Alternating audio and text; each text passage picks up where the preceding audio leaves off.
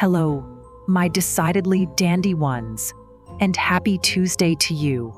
I hope you are all feeling well and happy. I am lying down with a twisted ankle today.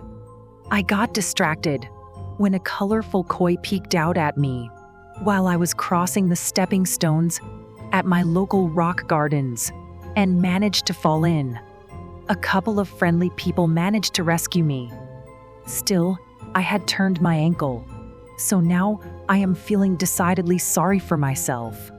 Speaking of feeling sorry for themselves, the narrator of today's story is feeling pretty downhearted himself when, after hiking into a famously haunted wood to find a notoriously evil castle, he finds the place empty and silent.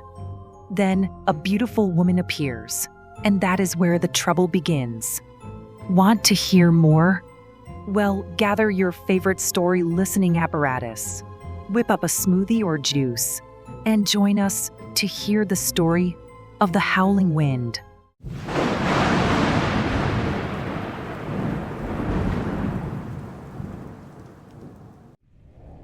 The Howling Wind. There is something waiting out there between the strands of trees. The storm is in the forest now, lashing the sodden leaves. The high wind, like a banshee, wails, tearing my hands and eyes. And rain, like bitter bullets, falls from harried, angry skies. I come out seeking mysteries, excitement, perhaps fun, not expecting a dark creature that loathed the morning sun.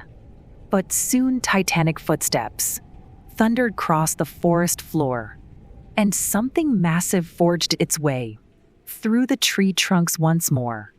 I knew when I first felt the shaking through the rooted trees that I had gained a hunter who would never let me free. The thing would, if it must, pursue me to the gates of hell before it let me leave this place and its unwanted spell. You see, the night was Halloween, and I had spent the day hiking the woods behind the ancient castle called Melibray.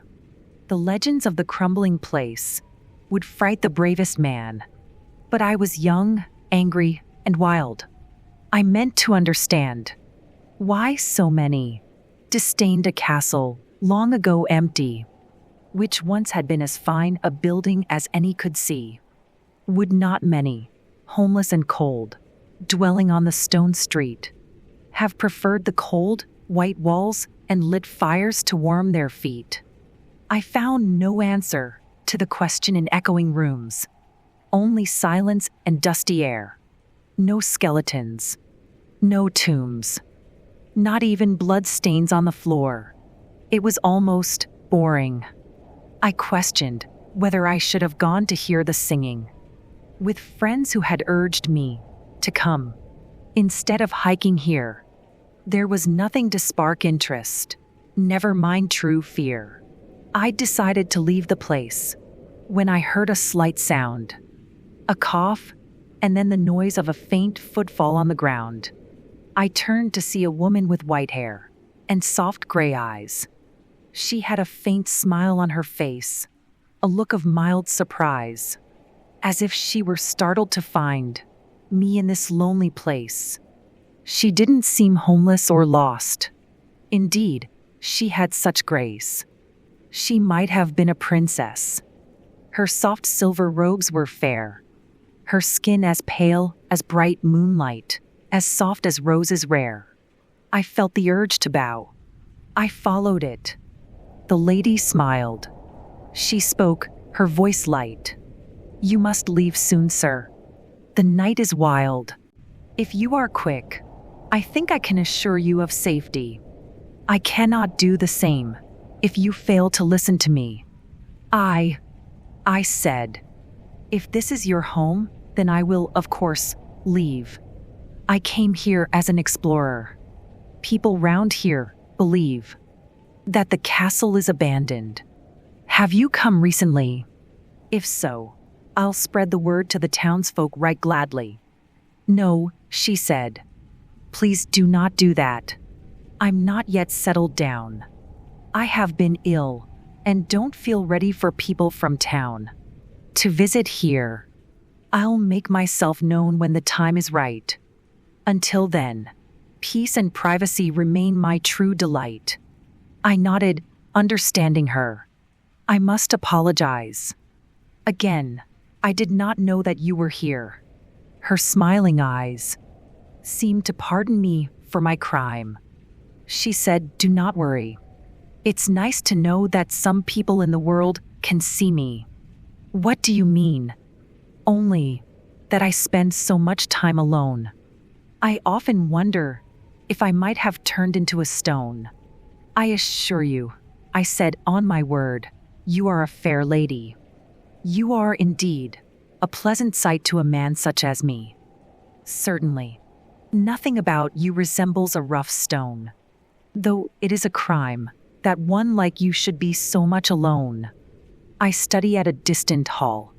When I return to town, perhaps, if I am not too bold, you'd let me take you out to have a drink or to a show or other pleasant place. I'd gladly bear all the expense if you, my arm, would grace." The woman smiled, but she looked sad. "I gladly would," she said. "But it is not only illness that keeps me when I would go out. I have a guardian as fierce as he is stout, who guards my virtue as his own. He will not let me out." "He keeps you prisoner?" "Indeed, I am bound to his whim. Since he is all I have of family, I obey him." But, I asked, eager, entranced. What did she have to say? If she suggested I some fiend or dark monster should slay, I wouldn't have complained at all. Right then, I could not see that the lady with the gray eyes had cast a spell on me. I knew only that I just had to see her face again. I needed to spend time with her, but how I could not ken. "Your guardian won't let you out, but will he let friends in?" She shook her head, then paused. "Perhaps you could outwit him.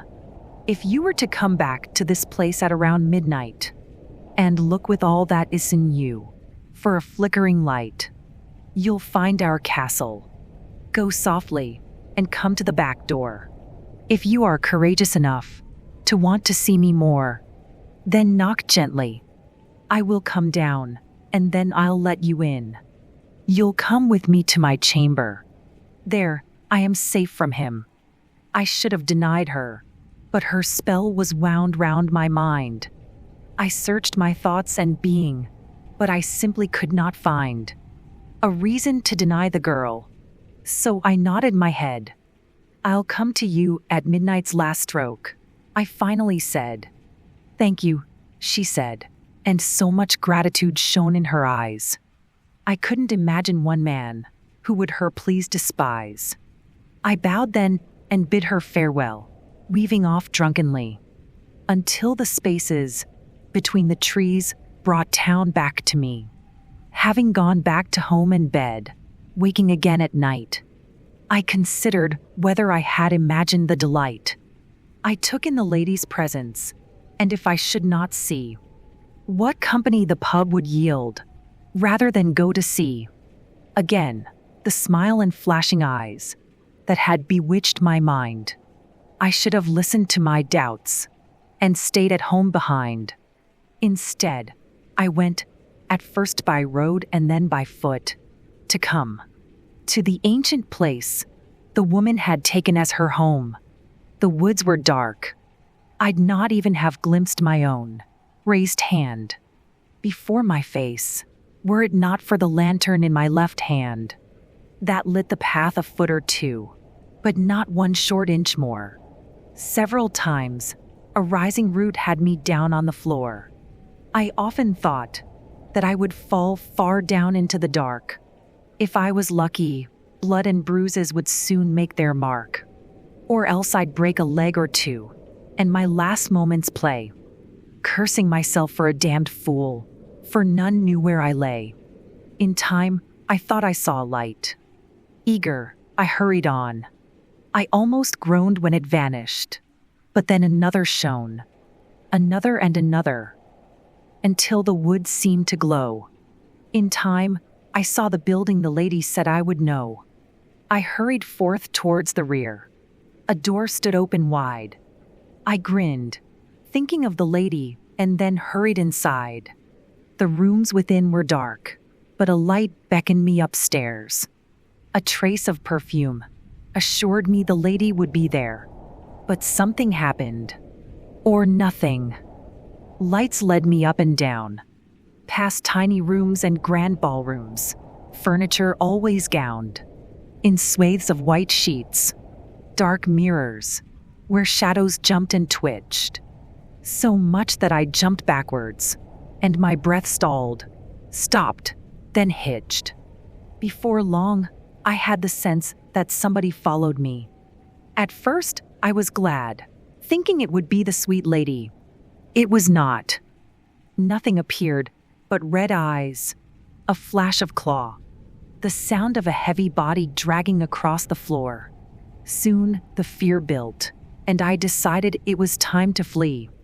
I thanked God when a door appeared, opening up for me. I moved into the open air, glad to be heading home. But as I charged into the woods, I was still not alone. The thing that had been in the castle was still tracking me there. I looked for a path to lead me from the woods, but despair filled my heart. When I saw that I was walking circles round, I began to fear that I would never again see the town. I understood too late that the woman I'd seemed to see was but a lure to bring me where the monster could hunt me, at its leisure in the night, when no one would be hard by, and few would mark the loss if it should prove my time to die. I've been running for an hour now. My poor lungs are burning, but if I fall, I know I'll be devoured by the thing. I sob out prayers. I beg for help, but no one's listening. It won't be long before I'll be the one who is dying. There is something waiting out there between the strands of trees. The storm is in the forest now, lashing the sodden leaves.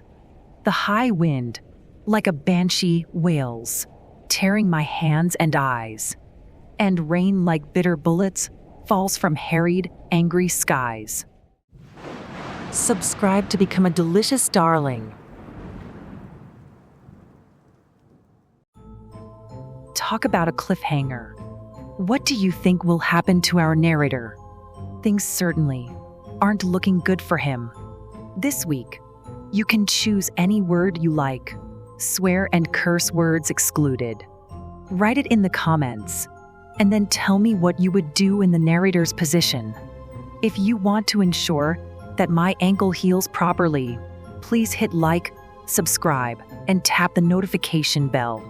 That way, you will become a true delicious darling and part of our kooky spooky family. Right, I am going to turn in early and hopefully sleep the ankle pain away. May your next week be full of sunshine and no threatening meteorological phenomenon. May your bath water always be the perfect temperature, and may your slippers always be fluffy and spider-free. Sleep well, my delicious darlings.